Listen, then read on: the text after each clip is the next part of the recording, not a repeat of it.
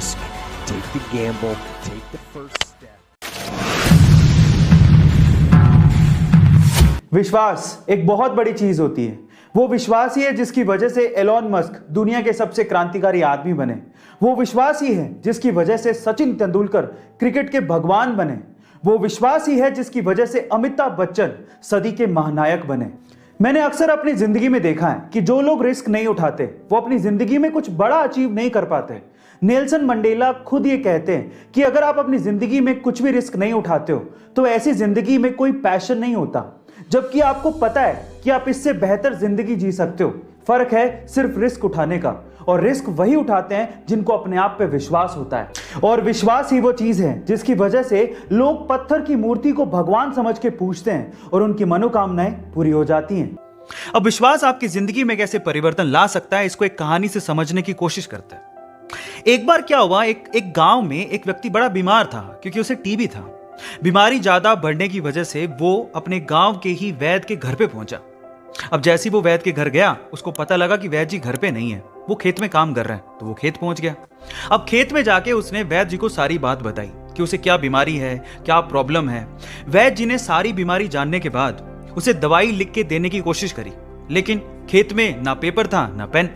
तो उन्होंने पास में ही रखी एक लाल ईंट को उठाया और उसके पास में कोयला पड़ा था, तो कोयले को उठा के और लाल ईंट को उठा के उस कोयले से लाल ईंट पे कुछ लिखा। उस व्यक्ति को देते हुए कहा कि ये ले लेना और इसे रोज पानी में घोल घोल के पीना। अब प्रॉब्लम यह थी कि वो व्यक्ति अनपढ़ था, वो वैद्य जी की बात को ठीक से समझ नहीं पाया, लेकिन वो उस ईंट को लेके घर चला गया और 3 महीने बाद वापस लौट के वैद्य जी के पास आया और कहता है कि वैद्य जी, आपके द्वारा दी गई दवाई से मैं आधा तो ठीक हो चुका हूं। अगर आप मुझे वो दवाई दोबारा दे दें तो शायद मैं पूरा ठीक हो जाऊं।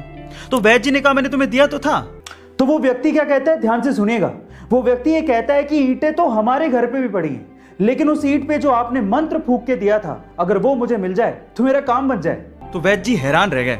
उन्होंने पूरी बात पूछी तो पता लगा कि वो व्यक्ति पिछले 3 महीने से उस ईंट को पानी में घोल घोल के पी रहा है, लेकिन फिर भी वैद्य जी ने उसको कुछ नहीं कहा, सच्चाई बताई नहीं। पता है क्यों? क्योंकि उसे उस इलाज में विश्वास था और वो ठीक हो रहा था। वैद्य जी ने फिर से ईंट ली और फिर से उस ईंट पे कोयले से दवाई लिख के उसे दे दी और वो बंदा पूरी तरह से ठीक हो गया। अब आप लोग कहेंगे कि कैसे बच्चों वाली कहानी है, नहीं, लेकिन यहां पर समझने और सीखने लायक बहुत सारी चीजें हैं। यहां सीखने लायक बात यह है कि दवाई लेने के साथ साथ आपको इस चीज पे भी विश्वास होना चाहिए कि इस दवाई को लेने के बाद मैं पूरी तरह से स्वस्थ हो जाऊंगा, तभी आप उस प्रॉब्लम से बाहर निकल पाओगे।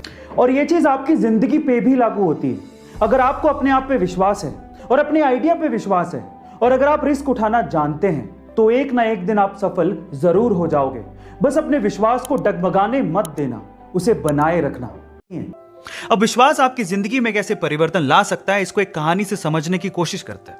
धीरूभाई अंबानी ने आखिर इतना पैसा कमाया कैसे, वो इतने अमीर बने कैसे? क्या इसके पीछे की वजह जानते हैं? इसके पीछे की सबसे बड़ी वजह थी उनकी रिस्क टेकिंग कैपेबिलिटी, उनका रिस्क उठाना।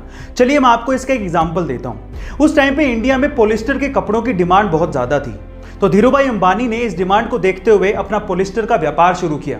लेकिन ये डिमांड इतनी ज्यादा बढ़ गई थी कि धीरूभाई अंबानी को और माल की जरूरत थी, जिसके लिए पैसे चाहिए थे, लेकिन इतना सारा पैसा बैंक देने को तैयार ही नहीं था।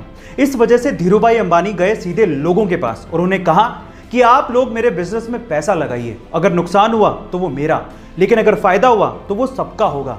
इस तरह से रिस्क उठाकर धीरूभाई अंबानी ने बहुत पैसा कमाया और यही उनकी सबसे बड़ी वजह थी। गाइस, आपका धीरूभाई अंबानी की रिस्क टेकिंग कैपेबिलिटी के बारे में क्या ख्याल है, कमेंट सेक्शन में जरूर लिखेगा। और ऐसे अमेजिंग वीडियोस के लिए शेयर, सब्सक्राइब एंड लाइक। मिलते हैं अगली वीडियो में।